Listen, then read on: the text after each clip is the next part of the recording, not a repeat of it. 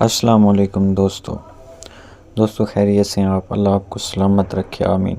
دوستو چونکہ سردیوں کا موسم ہے، نزلہ، زکام، کھانسی، ان کا انفیکشن ہر آدمی کو ہے تقریباً، تو اس کے لیے ہم آج آپ کو ایک بہترین سیرپ کے بارے میں بتاتے ہیں۔ اس کی ہم آپ کو مکمل معلومات فراہم کرتے ہیں۔ اس سیرپ کا نام ہے ہائیڈم کاف سیرپ۔ یہ شربت کھانسی، نزلہ اور الرجی میں کس طرح فائدہ دیتا ہے اور اسے استعمال کرنے کا درست طریقہ کیا ہے، یہ تمام معلومات ہم آپ کو اس ویڈیو میں فراہم کریں گے۔ ہائیڈم کاف سیرپ ایک کھانسی کا شربت ہے جو تقریباً کھانسی کی تمام علامات میں بہترین فائدہ مند ہے، یعنی کہ اس میں خشک کھانسی، الرجی کی کھانسی، نزلہ، زکام اور گلے کی خراش میں بھی استعمال کیا جاتا ہے۔ یہ سانس کی نالی کو کھولنے اور کھانسی کو کم کرنے میں مدد دیتا ہے۔ یہ ہائیڈم سیرپ جو کہ خشک اور بلغمی کھانسی کے لیے ہے، یہ الرجی سے ہونے والی کھانسی میں بھی بہت مفید ہے، یعنی کہ یہ خشک کھانسی کو ختم کرتا ہے، بلغم والی کھانسی کو ختم کرتا ہے اور اس کے علاوہ الرجی سے ہونے والی کھانسی کو بھی ختم کرتا ہے۔ یہ نزلہ، زکام اور گلے کی خراش، یعنی گلے میں خراش ہو تو پھر کھانسی شروع ہو جاتی ہے، یہ اس میں بھی سکون دیتا ہے۔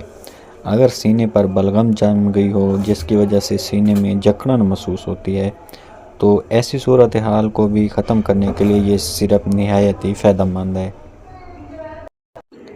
خاص طور پر ان مریضوں کے لیے جن کو رات کے وقت کھانسی بہت تنگ کرتی ہے، ان کے لیے یہ سیرپ نہایت ہی فائدہ مند ہے۔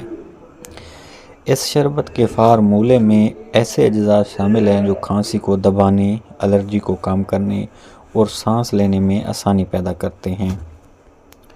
اس کے استعمال کا طریقہ یہ ہے کہ جو بالغ افراد ہیں وہ 1 سے 2 چمچ دن میں 2 سے 3 مرتبہ استعمال کریں، اور خاص طور پر بچوں کے استعمال میں ان کی عمر اور ان کے وزن کے مطابق اپنے ڈاکٹر سے مشورہ کر لیں۔